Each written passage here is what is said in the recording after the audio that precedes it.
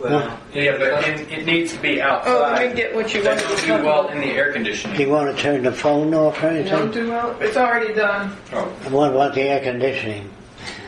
Is it on? Okay, you wanted to talk about relativity, the arts, and metaphysics. Okay. That's a lot of stuff. Hold on. Hang on, I'm going to snap the thing. Oh, I got such a headache today. you do. I don't know.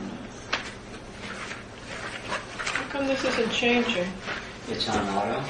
I Okay. don't know, but I hit focus. You want to click that? Yeah. Hang on. Are you rolling? What'd you do? It was on auto. Are you rolling? That's a lot of light on his forehead. Well, I don't care about that if you do. I don't care if you don't care. There you go. Looks good on that. It always. Are you rolling? Yeah. Okay. What's this, the 27th? Yeah. Larry, look. Okay, 27th, 2011. Relativity? Did you want to? Yeah, are you ready? First. Ready. Okay. I want to talk a little bit about relativity. Relativity, they call it the theory of relativity, and I believe Albert Einstein put forth concepts related to it. I don't think it's a theory. I think they ought not to call it a theory of relativity.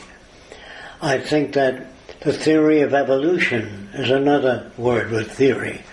It seems that when anthropologists dig into the back history of civilization and they find embedded in rocks prehistoric remains of trees and other things, they all changed. The palm trees of 1 million years ago were different than the palm trees today. So evolution means that things change. Whether they evolve or not from the lower animals, just how they do that is not understood. So you can say, well, we don't understand exactly how it works, but things do change. So, like I said, the trees of 3 million years ago are not like the trees of today, because the climate was different. So when people say, I don't believe in evolution, there's evidence to show that things change. Even palm trees or any kind of plant undergoes change. So you can say, hey, here's a concept of change. But a theory means somebody's idea about something that may or may not be. We find that all things change, including children. As they're growing up, they change. Automobiles change. Production methods change. Civilization undergoes change. So I want to say this. My first real exposure to relativity was in California many, many years ago when I went to visit Palomar Telescope. Now the Palomar Telescope is a big building that rotates with the telescope aimed at any star. The whole top rotates, the whole dome, not the floor. They rotate that because the opening of the telescope sticking out has to be turned. And they demonstrated relativity there. They pressed a button and the thing started to turn. Since that whole thing was turning, you thought the platform was turning that you were standing on. Because more motion was in the big thing, so we assumed the platform we're standing on is turning. And he says that's a good demonstration of relativity. So the astronomer who was in charge of that. And it helped. Then, when you apply relativity into human systems, if you're used to France, you're brought up in France, everybody has a glass of wine. If you come to this country, everything seems strange to you because the customs are different. And relative to your background, you think, well, maybe that's the right way and the other way is the wrong way. You go to other countries and you see different customs, you say, give me the good old USA. And when they come to this country, you say, give me good old Alaska. You know what I mean? Because they're brought up with a different concept. Now, if you could look at a dog, if a dog looks at a giraffe, or if a mouse looks at a dog, He says it's enormous, if a mouse could talk. And when a giraffe looks at a dog, he says it's very little. They're both telling the truth relative to their position of observation. Is that clear? That's why the word truth is very shaky. And we used to say the lion is the king of beasts, but really the virus kills lions and whales and people, so maybe the virus is the king of beasts. We talk of things as though they were true, and that's why semantics has introduced terminology like "it seems to me," which is very good. It seems to me that a dog would appear small to a giraffe. That's the truth, if a giraffe could talk. Now, if you can put, which I did years ago, I put a prism in front of a dog and then another prism near the feet of the dog, so the dog gets a ground view of other animals. In other words, the vision comes from low. And when I put a dog the same size as the dog, it looked enormous because he's getting a ground view, and he backed away. Do you understand what I'm saying? That is relativity applied. Now, they say that a bear stands up to look larger. He doesn't stand up to look larger. He stands up, period, when he sees a person. But man edits what he sees. He says the reason for the peacock's big display of feathers is to attract the opposite sex. The peacock responds a certain way. The opposite sex responds a certain way to that. But it's not there to attract the opposite sex. That's where relativity comes in. People say, we have ears to hear with, tongue to taste with, nose to smell with, and eyes to see with. Now, all that sounds very acceptable to people that are not highly disciplined in language. But if you're highly disciplined in language, you ask a person whether they really believe that. And that's where I said to a guy who was a doctor who said, we have eyes to see with. So I brought him in a dark room and said, see. He says, I can't unless you turn the lights on. Then you don't have eyes to see with. You see if there's light. Some people can see better in the dark, but it doesn't mean absolute dark.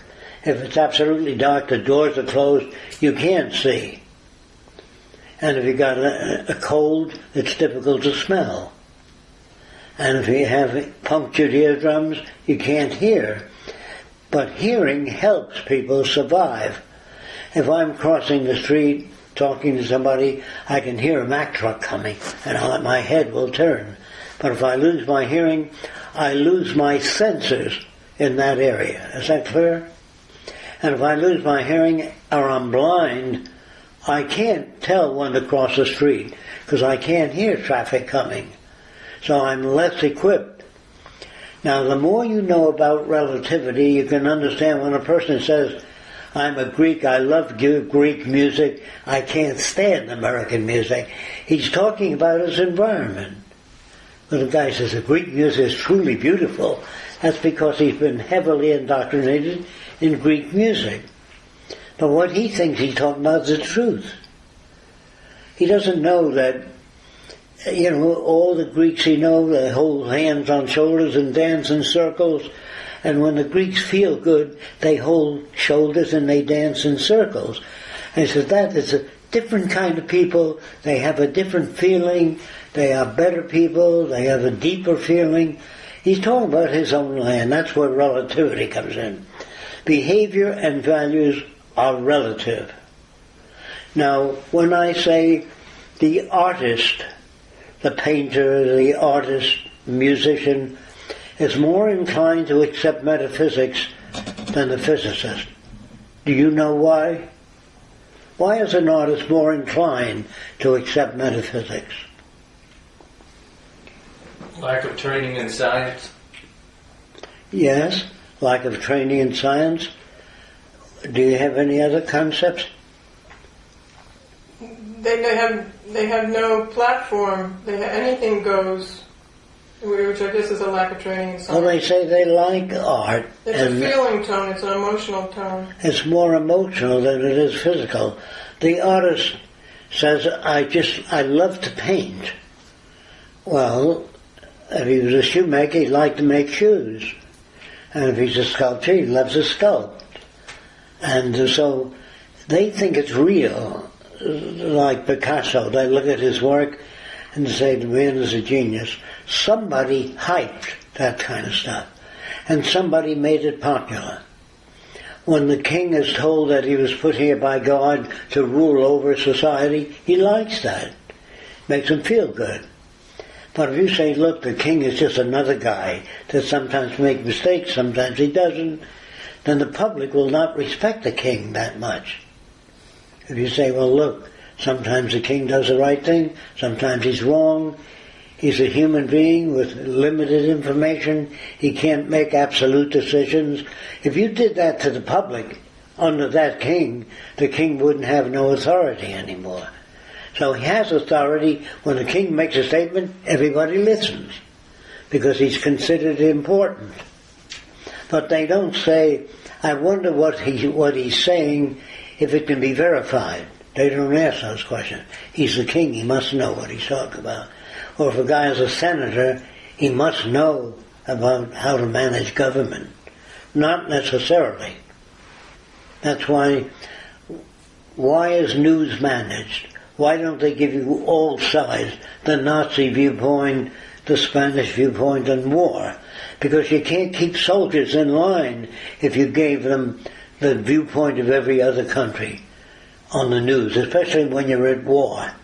If you say General Thompson made a terrible mistake, he sacrificed 3,000 people on the beach because he didn't know how well armed the enemy was. Well, that general would be arrested. And say, you had no right making a decision unless you had all that information. But they don't put that out on the news because it makes the army look bad. Anything that would make the Pentagon look bad makes people lose confidence in the Pentagon. Do you understand that? And if people lose Pentagon confidence, they don't make appropriations for them. Do you understand that? So people don't deliberately get up and falsify information. They falsify information when it threatens their authority. Is that clear? So when you say, well, why do people do that? Because they have a certain command of respect. And if you find out that Fresco molests sheep, and you put it out there, they stop listening to me. Even if I molested sheep, even if I did that, it has nothing to do with what I say. If I say the truth in certain areas, and you get mad at me, you say, the hell with Fresco. His ideas may be all right, but in some areas, he's not well versed in. But when you drop a whole person because he has 6 wives or 20 wives, that's wrong. If a person gets up and invents mathematical formulas, but he has an addiction to 20 wives, and he has eunuchs protect his wives, they can't have sex with him because he removes their testicles. And he does that as his own insecurity. Do you understand what I mean? People put bars on their windows because they don't want people to take things from them. They feel there's a lot of people out there that would remove things without permission. But when you hire people and they work for you, you determine the salary. They can't go out they can stop work and walk out and say, we're not working for you anymore unless we get $10 a week rather than $5 a week. So the unions became a method of forcing the owner of the plant to make a decision in favor of the workers. Is that good or bad? Has nothing to do with good or bad. Has to do with income. And the more income the working people have, the more secure they feel. So if you're pro-labor, you're pro-labor. But if you own a factory, it's hard to be pro-labor and make a lot of money. Do you understand that? The Republicans are mostly industrialists, and therefore their viewpoint is to support industry. They really believe that industry makes jobs. They really believe if you have a lot of help and they get minimum wage, they can maintain the competitive edge. If the people go out on strike and they're making $10 a week, then I'll make $20 a week, he loses global competitive edge. So I said, the unions are killing us. He's right. And the unions say, we don't earn, he makes $3 million a year, we make, $10,000 a year. And so they're right, and the boss is right. They're all right when you use the word right and wrong. Now, the point is, if unions win out all over the country and they raise the standard of living, we will lose the competitive edge. Do you understand that? But if you start fighting, well, I'm pro-labor, I'm pro-this or that, you're talking about your own group. And relative to what you're doing, you are right. But if you want the world to be a different place, better place, you have to design things so there's no kingpin. You know what I mean by that? No privileged group. If you set aside the engineers and make them a privileged group, you can teach kids that engineering has a closer approximation of reality than metaphysics. Because you can take metaphysical predictions. The earth is coming to an end. And then you take scientific predictions. Man will never fly. You'll find that the metaphysical predictions are not as accurate. Although scientists make mistakes too, but they make many less than metaphysicians. And they say, what about intuition? When a person feels that something's going to happen, and it happens. Well, sometimes people do grasp the right thing. But I don't remember any metaphysicians warning the New York Times that airplanes are going to fly into the building. These intuitive people. I never remember reading in a newspaper that Johnson said the Japanese are going to attack Pearl Harbor December 7th. I never remember that. Where are all these psychics that can see the future? You can say it's probable that Japan might attack Pearl Harbor, but the Army believed if they passed Wake Island, we'd know about it. But if they go around it, we wouldn't know about it. Do you know what I mean? So the Army tries to figure out what the enemy might do. How good is intelligence? How much real information do they have? And how much is speculation? So when a guy says, in the future everybody will have an airplane. Well, if things go on the way they are and they don't earn enough money to buy an airplane, and he could say, if we change our social institutions and make airplanes available to everybody at no cost, the probability is higher. But if the majority of people say, we like things the way they are, don't change them, then no one knows there'll never come a day when everybody will have their own airplane. They can only have it in a resource-based economy. And they don't own it. It's there for their use. You go down to the airport and you check out a plane. And that's the way the Army works. An Army officer, say, is going to California. He calls up the New Jersey Air Force Base. And he says, I'm leaving at 8 in the morning for California. And he gets there at 8 in the morning and the plane's sitting there with the prop going. The mechanic got it all ready. Then when he lands in California, he doesn't have to wheel it into the hangar. He just gets out and goes by his... They wheel it in the hangar and they keep it in A1 condition. He doesn't have to worry about that. The Army doesn't have to worry about whether the war tank works or not. There's a group of people assigned to keep that war tank working. There's a group of people assigned to keep the cannons working on the war tank. So all he does is the tank operator, he gets in and everything is working for him. But he doesn't hope it'll work. He knows that a group of people are assigned by the Army to do that. The butcher knows that the scale is a thing people go by. When you order 3 pounds of ham, he keeps cutting it, putting it on the scale. When it hits 3, he stops. People like that better than the judgment of people. I think this is 3 pounds. The butcher is inclined at nearly 3 pounds to say it's 3 pounds. The guy buying it would like to see bigger cuts. So the scale makes the decisions today.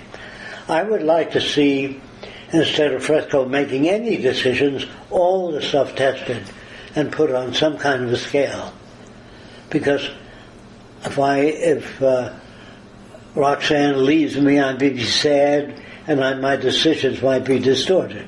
You know what I mean? So human beings fluctuate. You know what I mean? Their judgment fluctuates depending on how they feel, whether they're physically great or hungry or deficient. Their values change.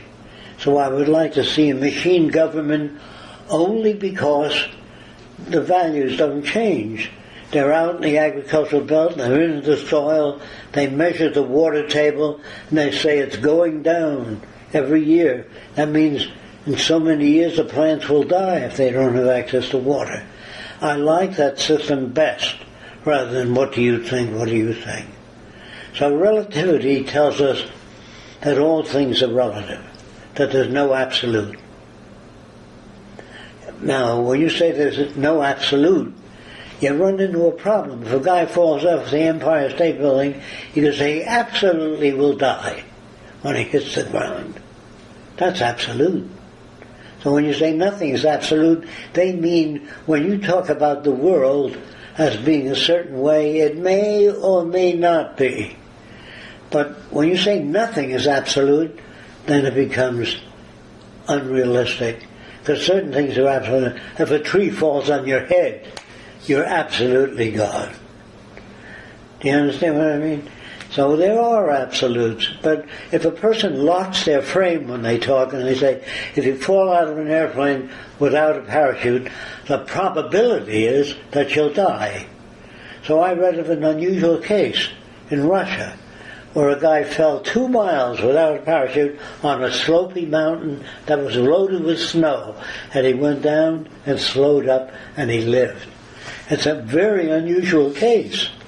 But you can say it's most probable that people falling out of an airplane in the summertime, not where there's a slow mountain. If you precisely state the conditions, you come closer. But you can't say man will never survive a fall out of an airplane. You could say in most instances, without a parachute, the man will probably be injured severely. Do you understand what I mean?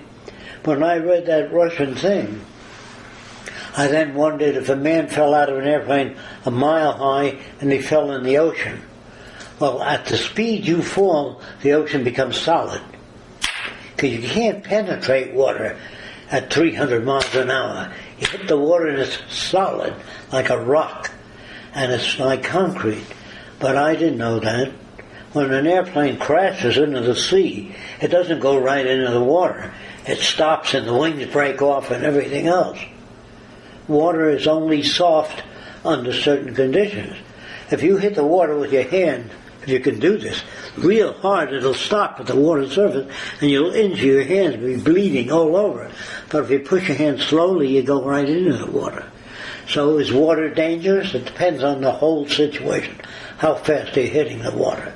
That's where relativity comes in. It's all relative. So all our judgments, some people don't know the difference between relative judgment and other experiences. They don't have those shades of gray. They say water is soft, and a person that hits water is very hard. So it depends on the conditions. Like I said before many times, they say that Jesus walked on water. Well, the mosquito would say, we've been walking on water for years. Mosquito can walk on water because their weight is so light.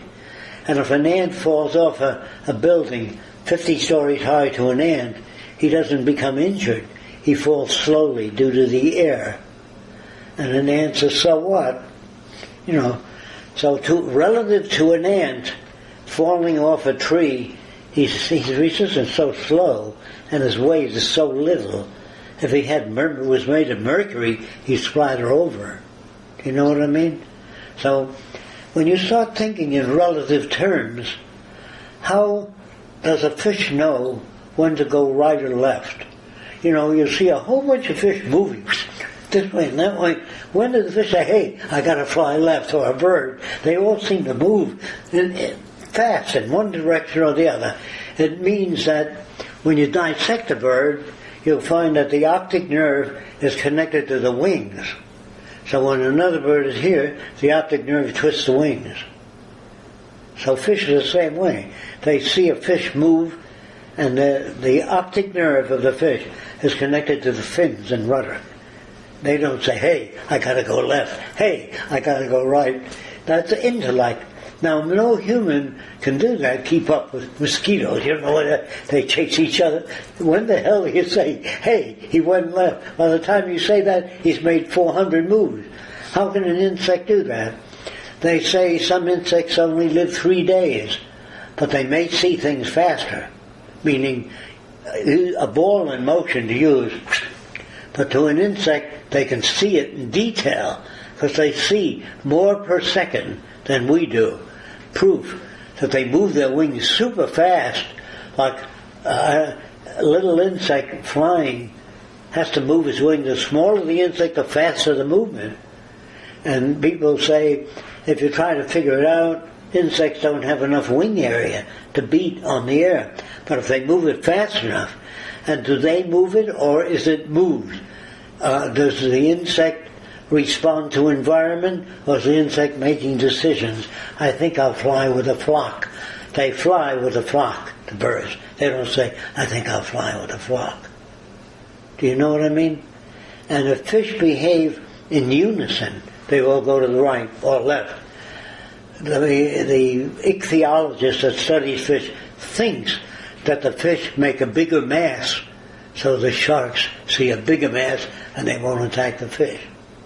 They think that animals do that for that purpose, to look like a large unit when all the fish are working together. You know what I mean? Just say that it seems that fish do that, and some fish swim away when there's a larger mass. But don't say they do it to appear larger. Some animals spread their feathers out. They say to look larger and meaner. They say that's why animals look ugly. They have fangs and horns, so they scare another animal doesn't say, he's terrible looking. They don't, that's a human projection. And humans project like mad, and that's why they kill each other. They believe, if you ever brought up in a society that you know has 15 gods, because that's the way they brought you up, when a guy comes to town there's only one god, that guy doesn't sound right to you. You say, what are you, a troublemaker? An agitator? The guy said, no, I really believe there's one God. He said, I really believe there's 20 gods. Who's right? They're both full of shit. But if you're brought up that way, it seems right. The way you tip your hat to a lady. In the old days, people used to tip their hats to ladies. Did you know that? When I was a kid, it was normal. I haven't seen a guy do that in years. And a man always opens the door for a lady in a car. The lady doesn't open the door. That's all gone. But when person uses a word like right or wrong, is it right or wrong? All I can say is there are more efficient ways of doing things. And as time goes on, we probably will learn more effective ways of doing things that correlate with the real world. But you can't say that man should open the door for a lady, that's the right thing to do. You can say that's a custom of a given area. Is that clear? So these are the tools to think with. If you try to think about man without those tools, like relativity, values are relative, you can say that the floor seems to be moving, but I really don't know. You can say that. You can say that when airplanes used to fly 40 miles an hour, they were the fastest thing on earth. But when they fly 4,000 miles an hour, people would say, we can never stand that. We can if we slowly accelerate. You know what I mean? If you pick up speed slowly. If you try to go from 50 miles an hour to 4,000 miles an hour, the guy would flatten out against the seat. Just like falling. If you shove the guy too fast. So rockets travel as fast as man can stand it. If it travels too fast, he'll collapse on the floor. Do you know what I mean? When an airplane turns in the old days, you can make an airplane turn faster. The guy's blood rushes down to his feet and he conks out. And the higher you go, the more oxygen you need, because the oxygen content is diminished. But they found out that oxygen caused the teeth to become loose, and you tend to lose your teeth flying altitude a great deal. There's no way to know that until people begin to lose their teeth. And people say, of course, we can't fly high with a lot of oxygen, because they learned that. But if you hadn't learned that, you'd say, I've learned something new. That's what I mean when I say no human being makes a mistake. They can't know what to do in the old days. They can't know that a blunt piece of wood will not go into the animal. But if they break off a branch and it's broken with a wedge, it goes in the animal. So they sharpen things. But they can't know that before trying something. So that's what I mean by man never makes a mistake. But if he learns new things through experience, he can apply that. Science tells you that if you went to another planet and it was 6 times the gravity of the Earth, and the guy said, let's go for a walk, you say, no thanks. Because to lift up your leg, if it weighs 100 pounds, it's 600 pounds. Do you understand? So nobody goes for a walk. And all the laws of designing buildings, a thick base, you know what I mean? And you say, Jesus Christ, look at the shape of the buildings here. They're not wrong. They're in accordance with the laws of that planet.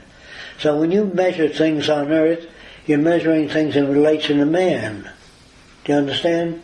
But if a guy comes from another world and his legs are that thick, and his bones are that thick, like a dinosaur, he says, well, in our world, gravitation is, here we can bounce around. It's strange. And so when man writes scientific laws, they're based upon the effects of environment on us here. When a guy says, what is the truth about things? It's a ridiculous question. You know, what do people do on another planet where things are much heavier? Where there are some planets, they say, that their gravity is so great that if you landed there, even if you could land there, you'd flatten out on the Earth into a blob. Because the gravity is so great, it'll pull you right down and flatten you out. You know what I mean? Can we go to those planets? Well, gee, we'd have to develop very different systems. I won't say no, but we'd have to develop very different systems. But I think that evolution is like the first fish that crawled out of the water, the lungfish. It could breathe underwater or out of the water. It crawled out of the water because it was able to. That's why I say in the future, if a living organism went into the sea, they'd change their shape and swim away like a fish. When they came out of the sea, they'd have legs and walk around like a man. That's what evolution is, but it happens over millions of years. But if it happened instantaneously, if you lived 1/10 of a second, there'd be no waves in the ocean. The ocean would be frozen like that. If you could see 1/10 of a second, there'd be no motion. No trees would move in the breeze. Do you know what I mean? They'd be stationary. So you would write about your world. It's a stationary world. And we can't write about the world. We can only write about our impressions with our receptors. Do you understand that? So if you ever become a truth seeker, you'll stop learning new things. Because it stops you. You think that everything you measure is the way things are. I know they're not, due to experience in that area. So I would probably guess that a mosquito sees things very fast. He can see the wings in another mosquito in different positions. His images per second are fast. Usually with a fuzz, you don't see insect wings moving. You just see a blur. Do you know what I mean? Like you see a fan. A fan that just cuts the image value and lighting, and you stick your hand in a fan, you feel it. But you can't see the blades of a fan in motion. So when I worked at the aircraft factory, some guy brought in a strobe light, and they use it differently than we do. The strobe light goes on every time the helicopter blades are facing you. It goes on. It doesn't go on. Well, when the blades face you, it goes on like duh, duh, duh, duh. So you always see the blade in fixed position. And when the controls move the blade, you can see the control shove the blade, because it photographs all intervals in the rotation which we can't see. All we see is a fan blur, you know what I mean?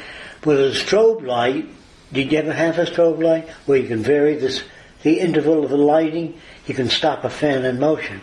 It seems like it stops. Whenever they photograph automobiles on television, the wheels seem to turn the wrong way. Have you noticed that? Because the lighting is not synchronous with the wheel. You'd have to make your lighting synchronous to make the wheel. You can make it go faster or backward, anything you want, by lighting the wheel. Every time the spoke is in this position or in that position, if you turn the light on, it'll look like it's going backwards. So we have another thing. The bigger you are, the more slowly you move. Dinosaurs never ran. You know, they went faster, and the bigger you are, the more gravity affects you. But if you're very small, an ant can move like 200 miles an hour relative to its size. You've seen insects run across, these little lizards here, they run across on land. But if he were big, he couldn't run that fast in a gravity field. So when you say, what's the best way to be? Well, if you can, somebody once suggested this, if you can breed human beings genetically so they're this size, one loaf of bread would feed people for a year. You know what I mean? But cats and mice would eat people. So you got other problems. So our size and survival depends on our size relative to other animals.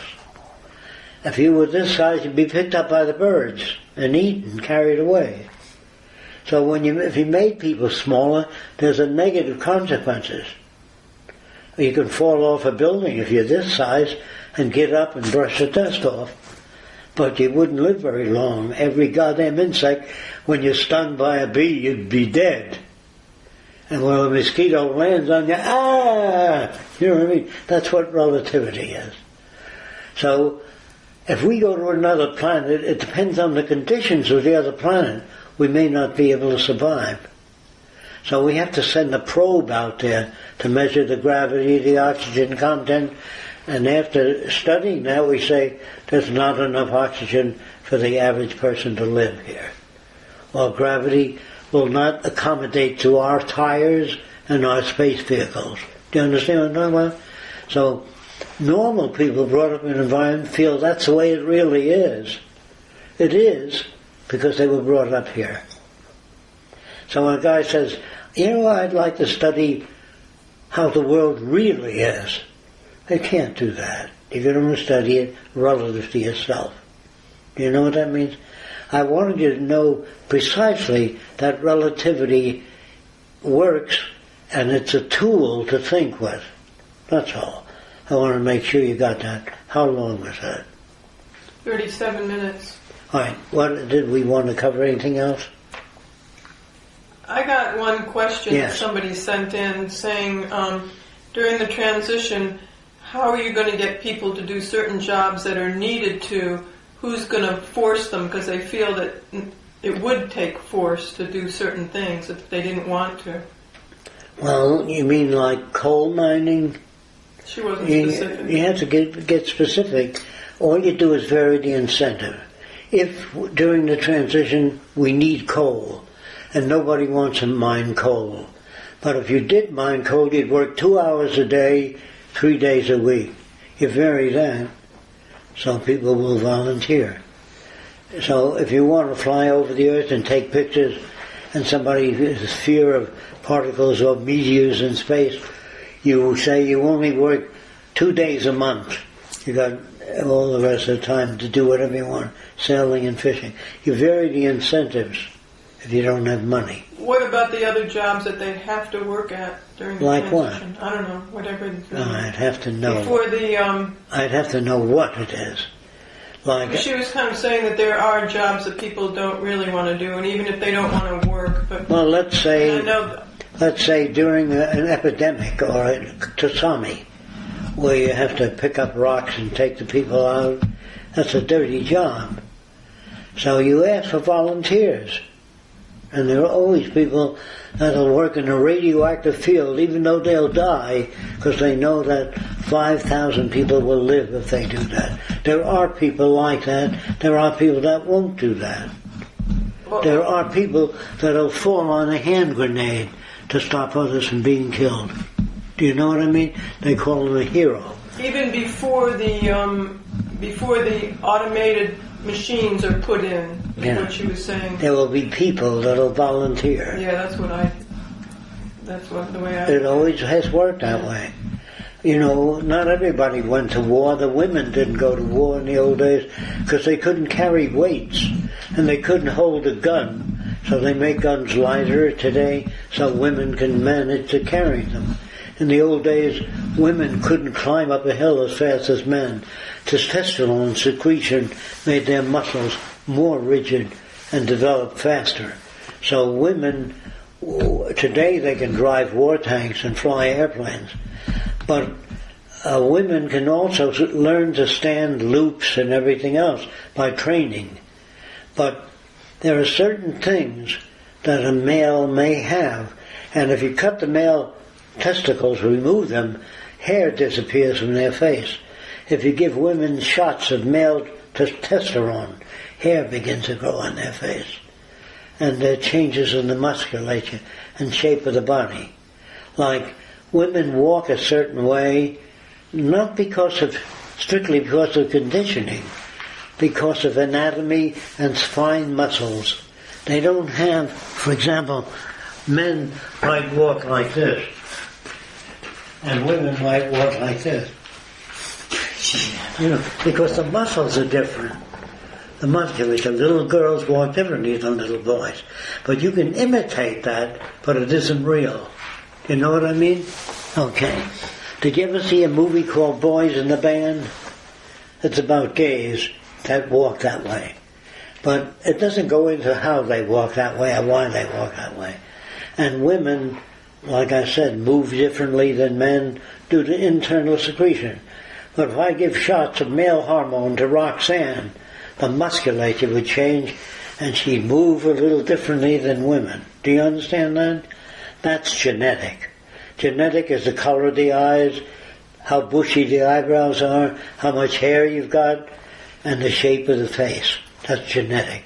But bigotry, prejudice, racism, all learned. And you can't pass on to children things you've learned. Like a mathematician doesn't pass on mathematical ability. But if the woman is a mathematician and the guy is a mathematician, they inherit neuronal arrangements that are similar. And a person that's very good at math may have a lousy sense of balance. You can breed chickens to have big fat legs, which is desirable. If you can engineer chickens genetically to have 6 legs, we can use that, we can sell more legs. But if you breed a human as a mathematical genius, he may have a tendency toward tuberculosis. He may not have glands that work as well in other areas. He may not have a good sense of balance. That's why you can't breed humans to be intelligent only, have a good memory only. If you did that, you had to check other areas. You understand what I'm talking about? You can do it with chickens. You can do it with cows so they have more beef. But you're not working on the intellect of cows. But if you start breeding humans that can hear real well, they may have a poor sense of taste. Do you know what I'm talking about? That happens because the brain areas, like the frontal lobes, are where feelings is. If you see a guy hit by a Mack truck, you turn your head the other way because you feel for that person. But if you do or remove the frontal lobes of the brain, the guy can see 2 cars crash and not feel sad. He says, I saw the crash, I saw the people burning alive, but I slept well that night. So the frontal lobes have a lot to do with feeling. The back lobes, lobotomy it's called. No, but people who have car wrecks and they injure the frontal massive, lobes. They don't have. They don't They don't feel have- like they Yes. used to. Now the back of the brain is where the eyes focus information visual. If you fall on the back of your head, you may lose your vision. Your eyes are perfect, but the nerves in the back end are smashed. The associative system is damaged. Do you think you know what I mean? That is physical damage. We deal with that to see how much a person can learn with half a brain. We will put them in a new institution and try to make the letters bigger, whatever we have to do to get them to understand. If people injure themselves, there are people that bang their head against a concrete wall. So we will pad the wall so it has foam rubber, thick, so the people don't hurt themselves. And then we'll try to work on them. But if they're born with half a brain, we will do things like I tried to say in the past. If you have half a brain, I said if you take human skin and put it in a petri dish and feed it, cells will multiply. So you get enough skin. If a person's burned in an accident and 2/3 of their body is burned, they usually die. But if we can make skin and not ask for volunteers, grow skin and just patch them up, we'll be able to solve those problems. Don't they do that now? Yes, they are doing that now. So if we can grow brain tissue, if a person had a tumor removed, they can't speak anymore or act. If we can replace that brain tissue by growing brain tissue and replace it surgically and teach the person how to move their arms again by associative systems, I think that in the future I have no doubt that man can accomplish almost anything. The proof is that he has. He's been able to fly, go under the water in submarines. He's able to walk underwater with a diving suit. He creates his own environment in that diving suit, oxygen. If he doesn't have a pump up there pumping oxygen, he can't do that. So it seems to me that man can make a shelter. He can go underwater, out into space. And there's no reason for me to suppose that this is what he can't do. There's no reason. Everything I've ever seen shows that he's learned more and more how to live in hostile environments that will not support life. He can travel 18,000 miles an hour in a spaceship, which is unthinkable 40, 50 years ago. Do you know what I mean? So I suppose that man, if he doesn't kill each other, keeps learning new things, he'll be able to do anything he thinks of if he works at it and studies it more and more. First, he will make injections given to people, and the guy will die. And they'll stop using those injections. There's no other way to know. If a guy has syphilis, they injected all kinds of things. Well, they found that mercury will kill the syphilitic germs, but they also shorten your life. But you can live longer with mercury and syphilis than you can without it. So there are other alternatives. Either you die in a week or you live. With radiation treatment, they can take your cancer and bring it down in size, but 5 years later it'll come back. But radiation gives you an extra 5 years. Depends on how early you catch the cancer. Do you understand what I mean? If you come at it too late, where it metastasizes all through your body, radiation doesn't help very much. Although you might gain a year, but then you'll suffer. It'll come back again. So what we have to do is study how to diminish alien life that comes into our system. Cells that multiply fast suddenly. Why do they do that? What makes them do that? And if a guy has enough money to build all kinds of life support systems in glass tubes, and he studies them, and the money stops coming in, he has to stop. But I feel in a resource-based economy, whatever the hell you need, glass, we can make anything you want. And so you can study the thing. Today, they don't do everything in medicine. They do what they can afford. Hospitals appropriate so much money to research. Not everything they need. Do you understand that? That's why I'm against the system, because if you printed $1 bill for every cabbage that existed, you'd know how much cabbage there was. But the printing of money does not represent things. If you conscripted all the money in America today and brought it to a central area, there's not enough to build hospitals for everybody. But there's more than enough material. That's the difference. Material resources, it's resources that count. The nations are beginning to say, hey, we need the oil of that company. Without oil, our system can't operate. Today. In the future, sure. But will we get to the future? No. So we take oil. We take minerals from other countries that are not technically developed. We send technicians there and we dig machines that go deep into the ground. In California, a guy would buy land because the surveyor says there's probably oil under there. He'd buy that land and he'd pump the oil up. Now, the engineer said, you know, we can bend the pipe and take the other guy's oil off his land. Do you know that? They can drill at an angle and suck the oil out of the other guy's land. This is happening. So oil, if you dig at sea, you can turn your pipes in different directions and pump oil. Of course, there's a length that becomes prohibitive. So people in California used to do that, used to design snake drills that the bit can turn and take the land for your oil. And you're wondering why you're not getting as much oil. So you hired a geologist. He said somebody else is taking that oil. And that became a lot of court battles. And it depends on how much money you had to fight back. Do you understand why they do that? Because the man wants oil. Instead of going to another country and taking the oil, you can do it by bending the pipes. In the old days, nobody knew about that except engineers. And I said, look, tough shit if you don't know that. So, if you keep talking about decency, what the hell do you mean by it? Not bending pipes to other people's land, not selling cigarettes or whiskey because people become intoxicated, they can't drive as well?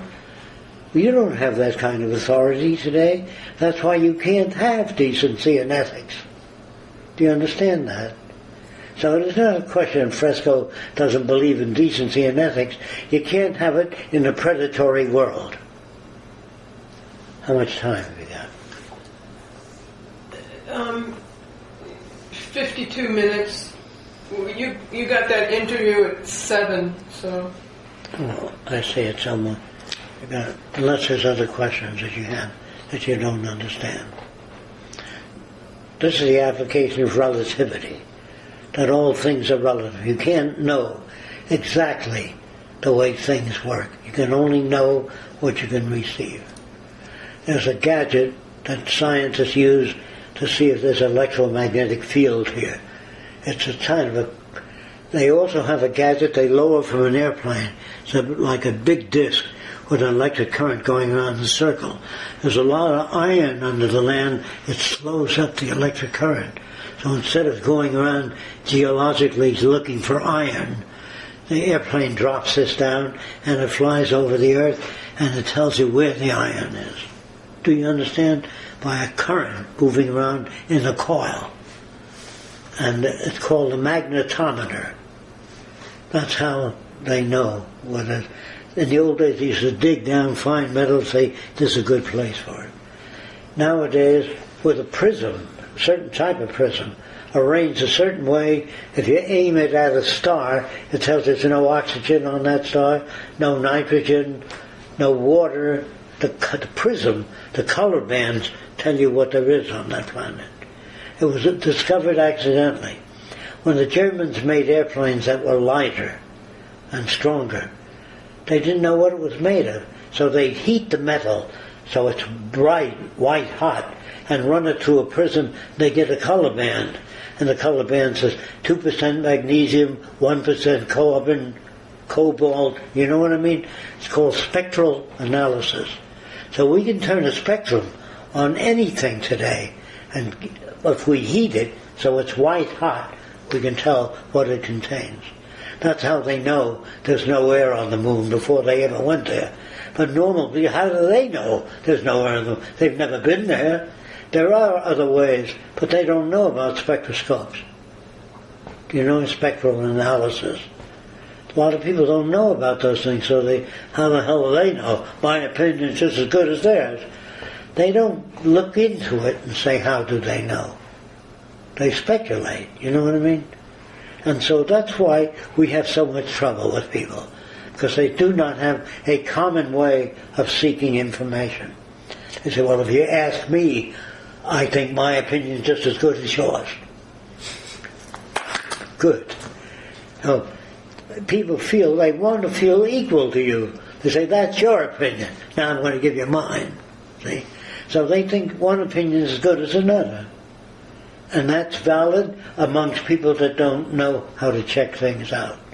They should say, I wonder how they know there's no water on the moon. But wondering that, they don't go to their computer and say, how do people know that? I don't know if your computer will handle that, but your computer will tell you every phase of metals with a memory. If you put in metals with a memory, or you put in materials with a memory, you'll get more than metals with a memory. If you put in what is memory, you know what I mean? Well, that's another question altogether. We don't ask those questions because we're not brought up to ask such questions. We're brought up, if you get money, you can buy anything, a Rolls Royce or a big house with 40 rooms. So most aims are for money, not scientific instruments. If you wonder why do people only think of making money? Because they can buy any car, any house, pay off people, you know what I mean? Money is a symbol, and it can get you anything you want. But if you study chemistry, you might learn about chemicals, but you can't afford to live in a nice house. That's why people are money-oriented. Not because they're bad or greedy. Because money gives them what they want, and without it they can't have what they want. Is that real clear? It's rewarding to people. Now, if helping people is rewarding to you instead of money, that's different. But you'll be abused by people. You'll have to drive a car that breaks down because you don't have the money to buy a car that doesn't break down. A brand new Mercedes will last longer than the average car. But you can't afford that. And if you use magnetic braking, it'll last longer. But you can't afford it. But people with money said, what's the best braking? Said, I'll take 2. You know what I mean? And how do I make my house fireproof? You do this, you do that. See? And they can afford it. Without money, you're pissed on by people.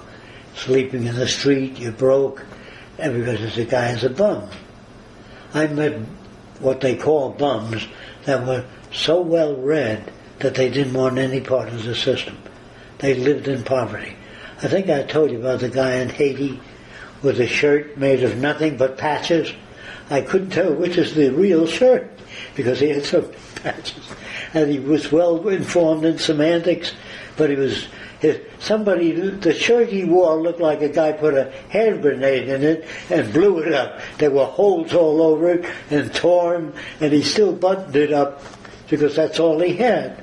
But he loved to read, and he was very well informed, but in what he read, but he was pissed on by everybody. And I talked to him for hours. He was bright as hell, but he couldn't identify with being part of the world. You know, so they were considered bums. And I considered politicians bums. And people that designed bombers bums. Do you understand? And the people that made the atom bombs dangerous. Because they gave it to people that were not wise enough to use them. They couldn't take that into account. But they loved the challenge of solving the problem. But even the Bible says, cast ye not pearl before swine. You know what that means? If you give a pig a pearl, it doesn't say, gee, that's great, thank you. If you give an atom bomb to an undeveloped country, they'll blast the hell out of people they disagree with. And they'll poison the earth. They don't care about that. They're not wise enough to use it.